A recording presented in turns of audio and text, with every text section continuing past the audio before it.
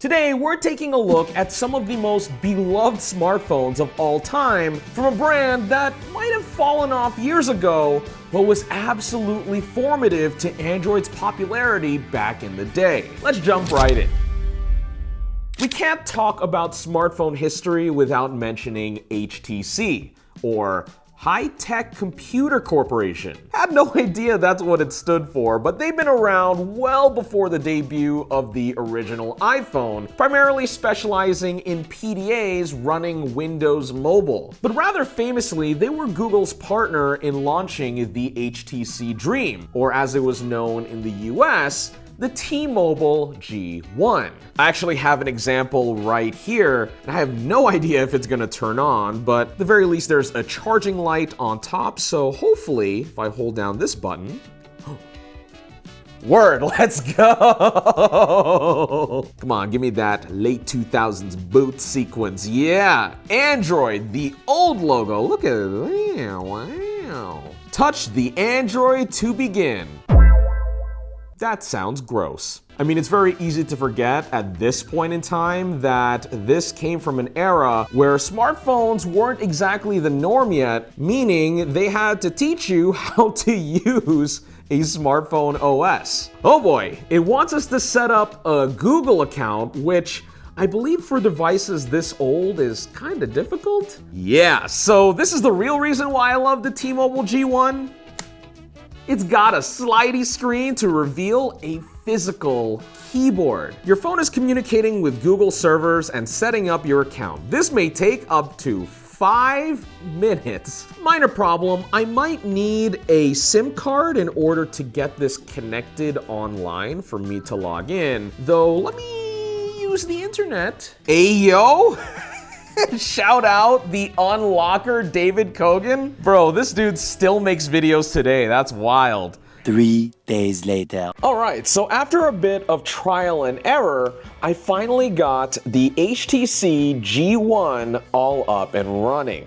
As you can see, software-wise, we are on firmware version 1.0, meaning we're pretty much running the stock firmware that came with this phone when it first launched, which is super cool. The early versions of Android look so different compared to what it's like today, and stuff like the web browser, you'll find, doesn't work all that well. You can look things up on Google, but things like certificates and security are very outdated, which definitely causes some problems for some websites. Having a physical keyboard on your smartphone is certainly not something you see all that often these days, and I do think I type faster on a screen anyway, but there is absolutely something to feeling real tactile buttons on your smartphone that feels satisfying and engaging. So while using the T-Mobile G1 might not be the most practical thing to do in 2024,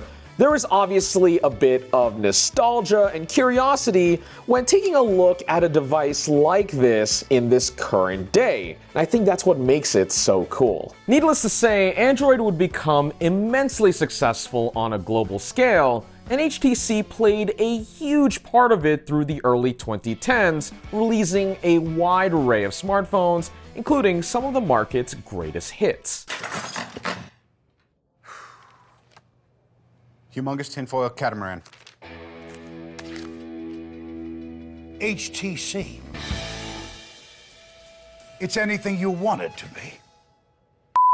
For example, here's a device that I think a lot of people on the internet get nostalgic for, the HTC One M8, which was the company's flagship Android phone for 2014, and I think this is when they truly peaked. Now what's cool is that I was actually able to pick this up off of eBay, supposedly brand new in box, for about $58. It does seem a little sus that there are no product pictures on the box itself apart from the HTC logo, but at the very least we have some tech specs on the back as well as a label that says that this is in fact the HTC One M8.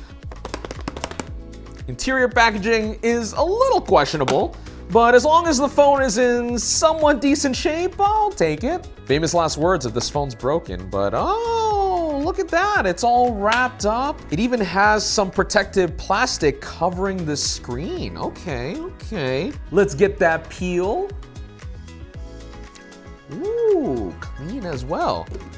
Yeah, man. This phone looks pristine, and I love the design on it as well. I'd argue that it holds up fairly well considering that it is a 10-year-old device. The unibody aluminum construction on the One M8 feels very premium in the hands, and especially how it's rounded on the edges makes it feel very comfortable as well. Plus, for the time, this was considered by some critics to be the iPhone for people that want Android, which is kind of funny considering that the One M8 came out at roughly the same time as when Apple took Samsung to court for infringing on their smartphone patents. But rather than fighting the monolithic fruit company, HTC actually entered in a cross-licensing agreement with Apple to incorporate UI elements from the iPhone, such as slide to unlock, universal search, and inertial scrolling into their build of Android without the fear of lawsuits looming over their heads. The details of this agreement weren't made public, but it's widely assumed that it only covered the scope of software, which is really interesting when you consider that the One M8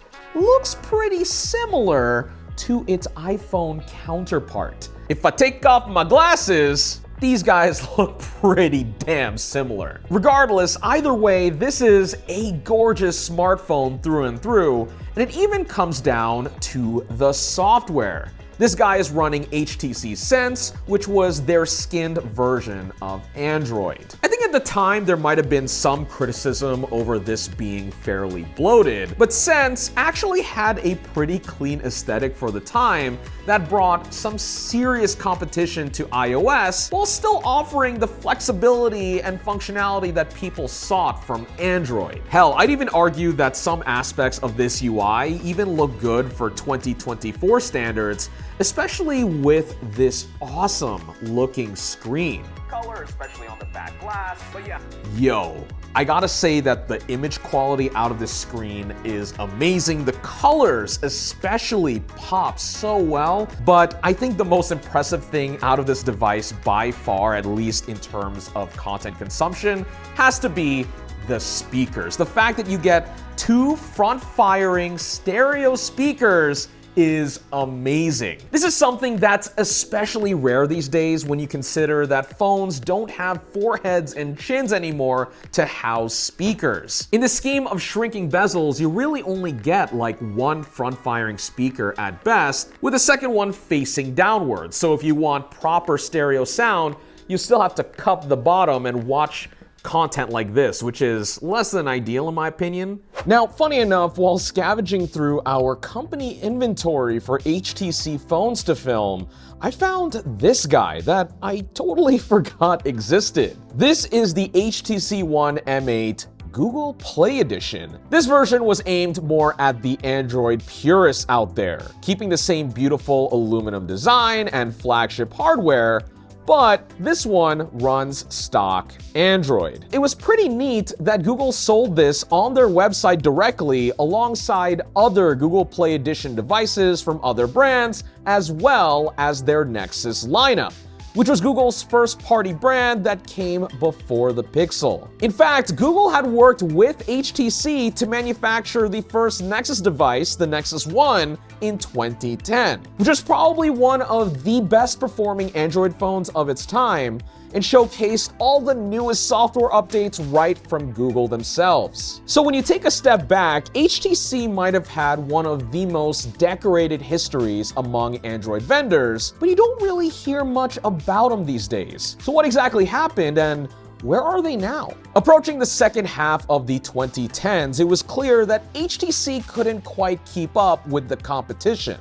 Apple was absolutely dominating with the iPhone, and players such as Huawei, Xiaomi, and of course Samsung were eating up all of the precious market share around the world. It's said that by 2016, HTC had lost 50% of its market value over the course of 2 years. For as good as the HTC One was as a product line, it simply was not enough to keep the company from losing money. Now, as sad as that sounds, there was actually some bit of good that came out of this. For one, HTC diversified their product lineup beyond smartphones and looked toward VR. The HTC Vive was announced in 2015 alongside a partnership with Valve, and it would go on to be one of HTC's core products even today. However, going back to smartphones, the spirit of HTC's beautiful devices actually lives on today in the form of Google Pixel devices. Yep, you heard that right. You see, HTC played the long game in their relationship with Google. From manufacturing that T-Mobile G1 and some Nexus devices, all the way to being Google's hardware partner for the original Google Pixel, it's clear that both companies were very comfortable cozying up together. So much so that in a poetic twist of fate, Google actually ended up acquiring HTC's entire design team, as well as intellectual property for smartphones in 2017, for around $1.1 billion. Now, that might not seem like a whole lot of money when you consider that smartphones have actually snowballed into a $500 billion industry in 2023, but in some ways, this was actually kind of a saving grace for HTC. 4,000 people found new prospects within Google, and the Pixel brand, being 9 generations in, has absolutely matured into being one of the best smartphone brands around. HTC's influence on the market even today cannot be overstated. Now, it's worth noting that HTC are sort of trying to come back and capitalize on people's nostalgia for the brand with a new smartphone called the U24 Pro. But honestly, I think it's kind of a tough sell. Quite literally, this phone is mid. It sits right below flagship pricing, the specs are kind of whatever. It doesn't capture that sense of wonder and excitement about smartphones that I felt in 2014 with the HTC One M8, which I get is certainly a tall order even for competitive looking devices here in 2024. But all this to say that I think HTC is best kept as a legacy, a reminder of how we got here and to appreciate just how mature smartphones have gotten. Damn, that got pretty deep. But let me know, what kinds of technology are you nostalgic for in the comments below? And otherwise, thanks for watching this video on Denki Channel.